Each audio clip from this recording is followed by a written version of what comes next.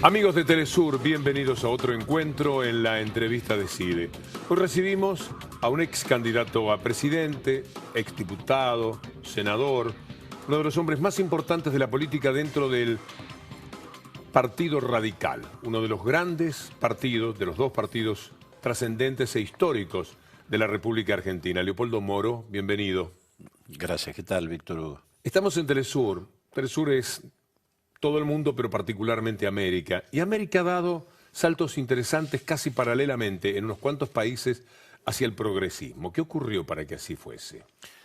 Bueno, en primer lugar, lo que ocurrió es que se extendió la democracia en América Latina. Y el proceso democrático tiene una dinámica en sí mismo que básicamente significa el aprendizaje. Y ese aprendizaje llevó a la conclusión en muchos países de América Latina de que la política es la herramienta de la transformación social, que para que cumpla ese fin hay que jerarquizarla y ponerla por encima de los intereses particulares y corporativos. Y bueno, este ha sido un factor preponderante. Otro factor que confluyó y se articuló con este es un rediseño de la geopolítica en el mundo. La irrupción de China, el papel de Rusia, los BRICS, los procesos de integración, también eso jugó un papel preponderante. Primero el Mercosur en los albores de la democracia, después el UNASUR, la CELAC, a pesar de su pluralidad ideológica, fueron pasos decisivos que fueron desprendiendo a América Latina de los Estados Unidos. Ha dejado de ser el patio trasero de los Estados Unidos. También las crisis que vivieron los centros financieros internacionales jugaron un papel porque Estados Unidos perdió cierta preponderancia en esa materia, mantiene preponderancia como potencia militar, por eso hay tantas guerras en el mundo. Pero creo que todos esos factores confluyeron para que América Latina hoy tenga un perfil diferente. Pero especialmente el derrumbe del neoliberalismo. Bueno, el derrumbe del neoliberalismo también fue un factor desencadenante en ese sentido. Ese derrumbe se produce primero en América Latina y en realidad recién ahora está empezando a manifestarse en Europa. Las consecuencias de la aplicación de esas políticas tuvo como primera víctima a América Latina. Eso produjo una reacción. Del mismo modo que hubo una primera reacción allá a mediados de la década del 80 en favor de la democracia, donde la Argentina jugó un papel preponderante porque casi fue la primera isla democrática, por lo menos en el Cono Sur, también vino una reacción frente al neoliberalismo. Y esa reacción, bueno, consolidó estos gobiernos populares. Pero si el pasado los condena, hablamos de los neoliberales, y el presente los muestra en este panorama desolador que tiene Europa, ¿cómo se atreven a volver? Bueno, porque no se resignan a perder posiciones. Los poderes fácticos, particularmente de Estados Unidos, quieren recuperar un continente que han perdido. Y además porque hay riquezas muy importantes en ese continente, por las que vienen. Así como en la década del 80-90 vinieron por los activos sociales, las empresas públicas, etcétera, ahora vienen por otra cosa, vienen por las riquezas naturales, bueno, en el caso particular de la Argentina, vaca muerta, el litio, las riquezas minerales, las reservas de agua potable. Y sabiéndolo, ¿por qué prospera el ALCA? Bueno, en realidad el ALCA no prosperó. El ALCA no aquí, no. Pero el ALCA fracasó. Yo lo que creo es que vienen ahora por otro lado, a través de lo que denominan el Tratado del Pacífico, a tratar de desembarcar otra vez con el ALCA. Pero el ALCA específicamente fracasó. Pero es lo mismo lo que intentan ahora. Es decir, ellos entran con todos sus productos. Por otra vía, por otra vía. Bueno, son los flujos y reflujos de los procesos políticos, sociales y en materia de política internacional. Estados Unidos está tratando de recuperar el protagonismo que perdió, digamos, ¿no? En realidad, Estados Unidos, hay que tener el ojo muy puesto sobre eso, empieza un proceso de recuperación mucho antes que Europa. Europa, al contrario, está cada vez sumiéndose en una crisis más profunda. Pero Estados Unidos ha empezado a tener algunos síntomas de recuperación y apenas tienen unos síntomas de recuperación, vienen por eso. De modo tal de que están apuntalando un intento de restauración conservadora en América Latina. Tampoco les ha ido muy bien en este último año, porque, por lo menos desde el punto de vista electoral, ese intento fracasó en Uruguay, fracasó en Chile, fracasó en Brasil, independientemente de lo que ocurrió posteriormente con la situación del gobierno de Dilma, las dificultades y debilidades del PT, pero fracasó el intento Y un electoral. año antes también en Venezuela había fracasado. Y un año antes en Venezuela. Y ahora, bueno, quedan algunos procesos electorales por delante, pero donde da la impresión, por lo menos en el caso de nuestro país, que también electoralmente van a fracasar. Pero que electoralmente le vaya bien a esos gobiernos progresistas implica que cada día son más acechados por otro tipo de problemas, por los fantasmas, por ejemplo, de los golpes blandos, de la desestabilización, de expulsar gobiernos democráticos. Sí, porque estos poderes fácticos y los grupos corporativos locales que son aliados de esos poderes fácticos, bueno, felizmente dejaron de lado la alternativa de los golpes militares. Es decir, hoy no hay espacio social, político para que esto ocurra. Pero esto no significa que no usen otros instrumentos. Yo creo que básicamente lo que han intentado usar es una coalición entre los grandes medios concentrados y el Poder Judicial de estos países. Y que a través de esa pinza han intentado efectivamente arrinconar, limitar y, si fuera posible, lastimar a los gobiernos populares. En el caso de la Argentina, todos esos intentos se han estrellado también con el fracaso. Las corridas cambiarias, los golpes de mercado, el intento de golpe blando que encabezó el mercenario de Nisman. Pero son optimistas, siempre piensan que al final les va a salir bien. No, no son optimistas, son persistentes. Es una puja entre la democracia y las corporaciones. Nosotros también somos persistentes y optimistas, si no, no hubiéramos llegado a este punto. Es una puja que no desaparece de la noche a la mañana, en la medida en que se va avanzando en la consideración. Pero hay factores que sí para ellos son derrotas muy importantes. Por ejemplo, no nos han podido infringir, como sí ocurrió a finales de la década del 80 y en los 90, una derrota cultural. Porque eso sería mucho más grave que una derrota electoral o que una derrota política. No nos han podido infringir una derrota cultural. Hoy en el caso de Argentina, y yo creo que en general de América Latina, a nadie se le ocurre decir que el Estado no debe intervenir en la economía, que hay que vender las empresas del sector público, algo que era moneda corriente y se había popularizado en la década de los 90. ¿Usted cree que los pueblos han aprendido? Sí, sin lugar a dudas. ¿Por qué? Porque el ejercicio ininterrumpido de democracia... La democracia, Víctor Hugo, nos dejó o nos legó muchísimas cosas. Ampliación de derechos civiles, sociales, humanos, etc. Pero lo más importante que nos legó es el aprendizaje. Por ejemplo, en el caso de mi país, 32 años ininterrumpido de democracia, haciendo el ejercicio de acierto y error, elevó muchísimo el nivel de conciencia de la sociedad argentina y dejó de lado muchísimas cosas, por ejemplo las antinomias, peronismo, antiperonismo, radicalismo, antirradicalismo, reconfiguró el sistema político argentino, ya no hay bipartidismo, hay bifrentismo, como ocurre en general también en el resto de América Latina. Claro que ha habido un aprendizaje. Y de ese aprendizaje, estas elecciones del 25 de mayo, ¿qué deparan? A ver, yo creo que va a triunfar el proyecto popular, el proyecto nacional, popular, el proyecto de país que eso representa, pero creo que el problema que se viene por delante no tiene que ver con el resultado electoral. La derecha en la Argentina se ha resignado a perder las elecciones, precisamente porque fracasaron todas estas cosas que acabamos de enumerar, que eran los intentos de desestabilización, etc. Lo dice con demasiada convicción. No, yo sí, en esto que tengo convicción. Pero también tengo la convicción de que vienen por el gobierno que va a surgir electo. Lo van a presionar, le van a poner condiciones. Ocurrió cuando fue electo Alfonsín, entre octubre y diciembre del 83, la presión para que no se llevara adelante la política de revisión del pasado y de la represión fue muy fuerte. Las editoriales de los diarios, si los repasamos, hablaban de reconciliación, perdón, decían que la democracia era un gran logro pero que era muy débil, que Alfonsín no la podía poner en juego reabriendo las heridas en la Argentina. Bueno, Alfonsín decidió darle la espalda a eso y por eso se fortaleció la democracia.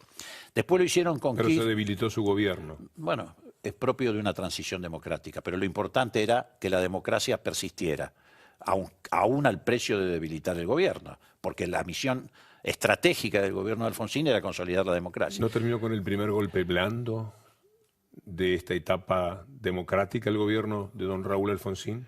Sí, efectivamente, así fue. Y ahora la sociedad argentina lo tiene muy claro. Muchos en aquel momento pensaron que era consecuencia de errores de la política económica de Alfonsín. Y en todo caso, Alfonsín lo golpearon por los aciertos, no por los errores. Después lo hicieron con Kirchner, también lo quisieron condicionar en el 2003, aquel famoso editorial de La Nación de Claudio Escribano, que además del pliego de condiciones decía, si no cumplís con esto, el gobierno dura un año. Es decir, la derecha diciéndole cómo había que gobernar. Exactamente. Kirchner le dio la espalda cuando dijo en el acto inaugural de su gobierno en el Congreso, yo no vine a dejar los principios en la puerta de la Casa de Gobierno. Y ahora vienen por el futuro gobierno.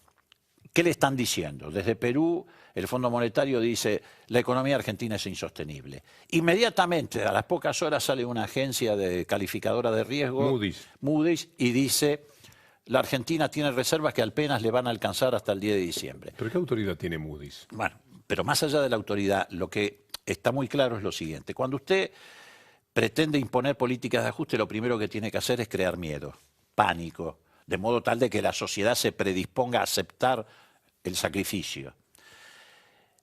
Y detrás de esas dos cosas, del Fondo Monetario Internacional y de la agencia Moody's, ¿qué viene? El reclamo de quienes dicen, bueno, para salir de esta crisis, que es artificial, es un invento, pero hay que arreglar con los buitres. Y hay que levantar el cepo. Arreglar con los buitres no solamente significa pagarle a los buitres. En realidad lo que están haciendo es que nos quieren devolver al canal financiero, a toda costa.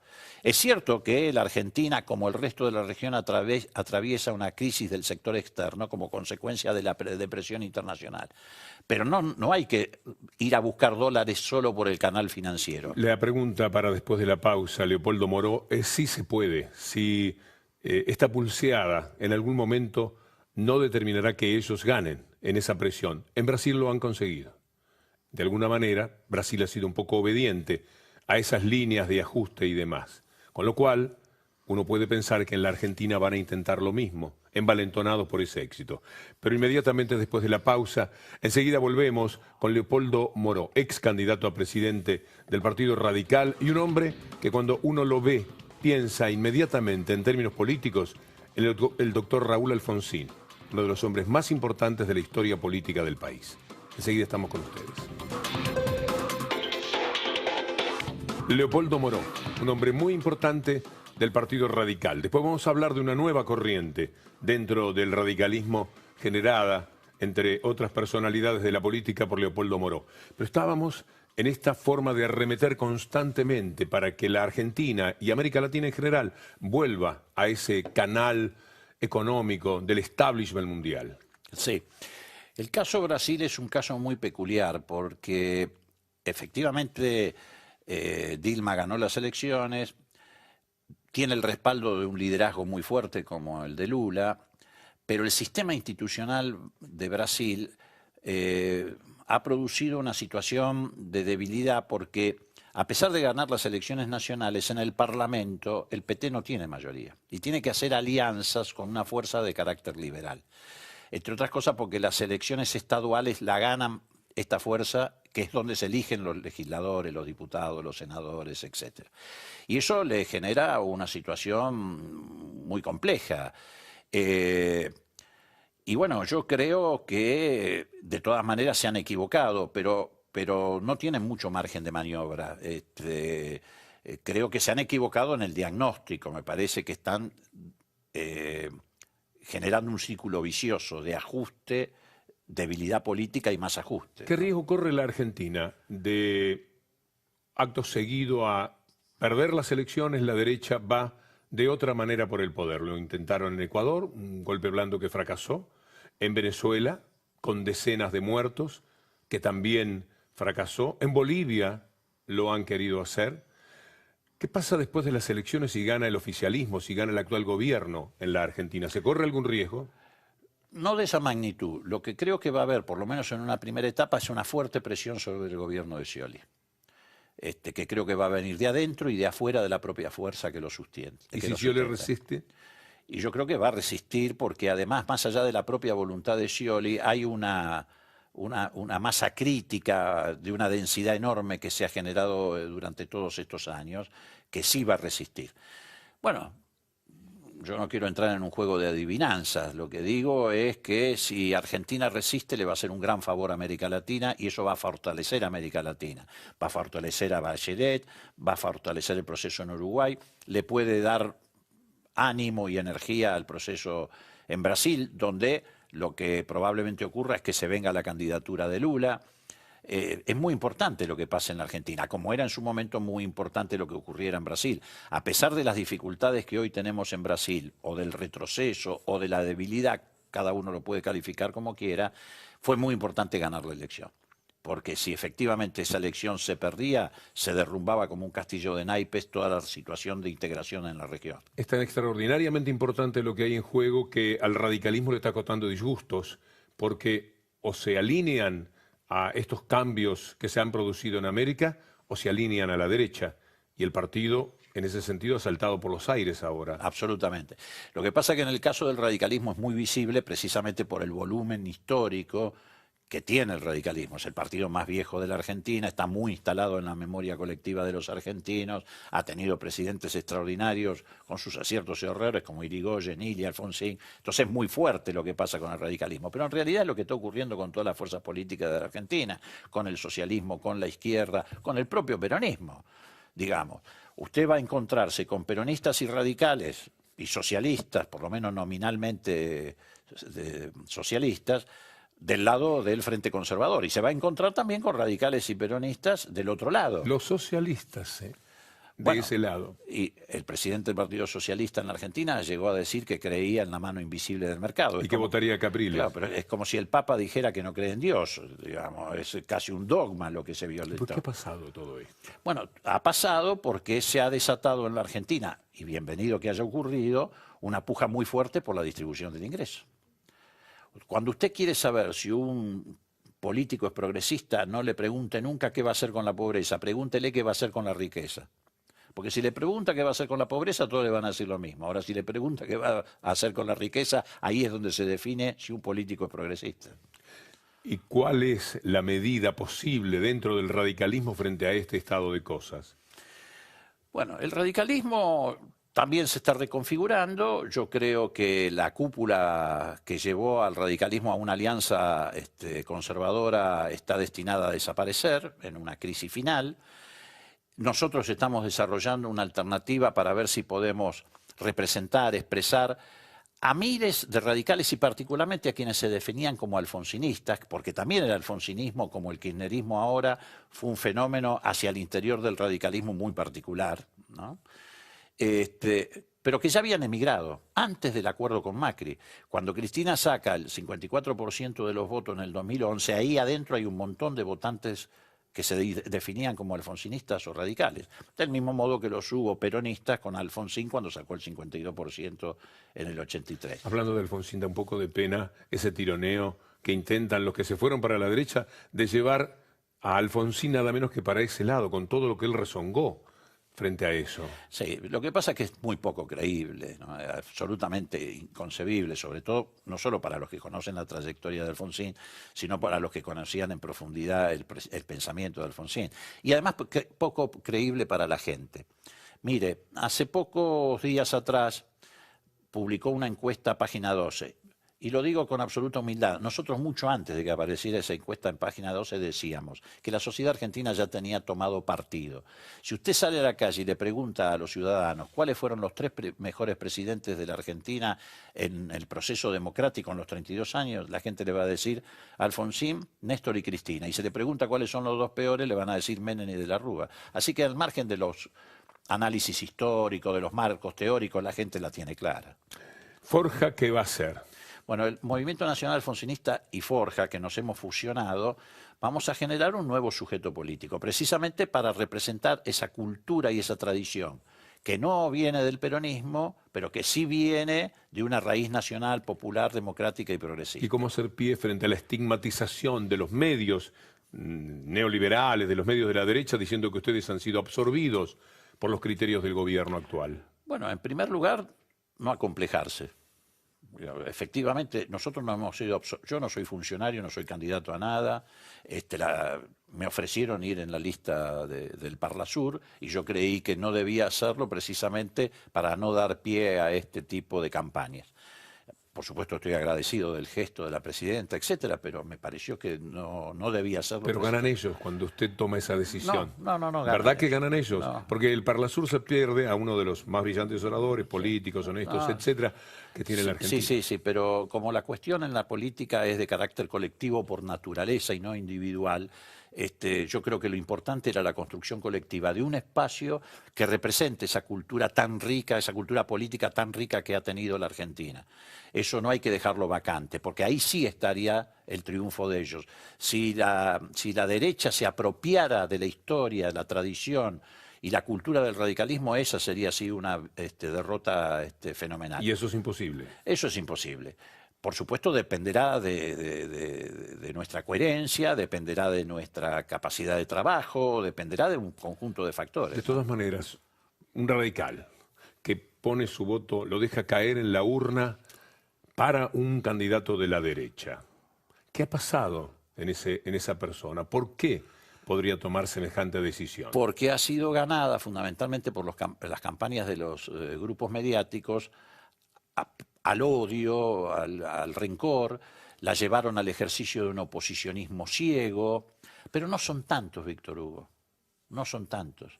En esto hay también mucha fantasía mediática.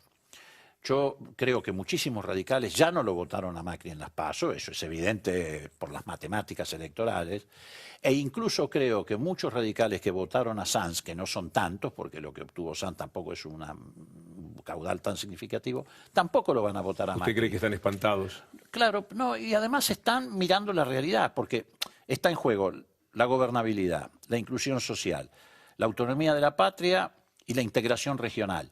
Son valores muy importantes como para que un radical, en el momento de llegar al cuarto oscuro, abandone esa identidad histórica y lo que fue el pensamiento de Alfonsín.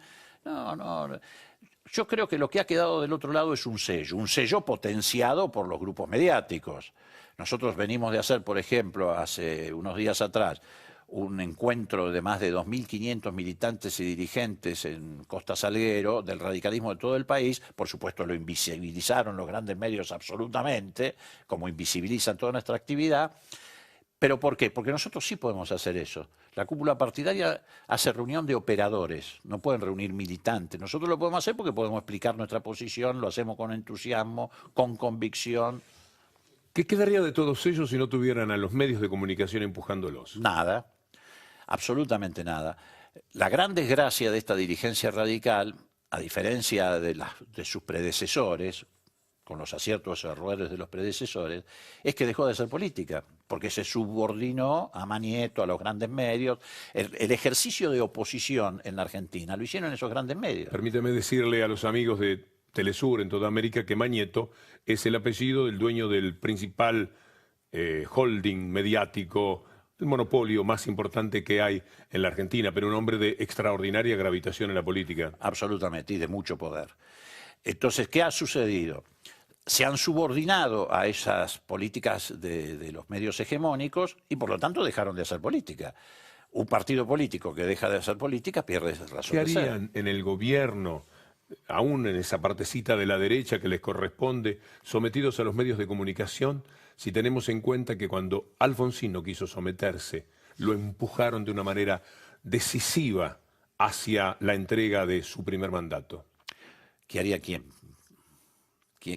¿Qué harían los que van a seguir dentro del radicalismo en esa partecita que queda de la derecha? Es decir, de cara a aquella realidad, sabiendo que esos medios tienen ese poder para derrumbar gobiernos. No, si les hubiera tocado la responsabilidad a ellos de conducir, se hubieran entregado, como se entregó De la Rúa. De la Rúa se entregó a esos medios, se entregó a la política del neoliberalismo. ¿Hay manera de gobernar sin atender a los medios? ¿Hay forma, salvo en la confrontación tajante que tenemos en varios países de América, contra esos medios de comunicación de los gobiernos? Claro que hay forma de gobernar y el gobierno de Cristina particularmente demostró que efectivamente se puede. Se puede hay que desnudarlos, hay que confrontar. Además, a la palabra confrontar, fractura, etcétera, no hay que tenerle miedo. Es un proceso natural, reitero, que confronta la democracia con las corporaciones. La única brecha que hay que cerrar, amortiguar, etcétera, es la brecha que separa a los que más tienen de los que menos tienen. Todo lo otro no son brechas, son batallas. Leopoldo Moró, muchísimas gracias. No, al contrario. Leopoldo Moró, ex candidato a presidente, ex senador, ex diputado, uno de los hombres más importantes de la política del Partido Radical y de la política en general de la República Argentina, nos ha acompañado esta noche. Y no será la única ocasión, seguramente porque, como ven, hay todavía muchísimo más para desarrollar en la charla con un hombre que entiende tanto de la política y de nuestra América. Invitamos a América a través de Telesur para mañana en este horario. Muchas gracias y muy buenas noches.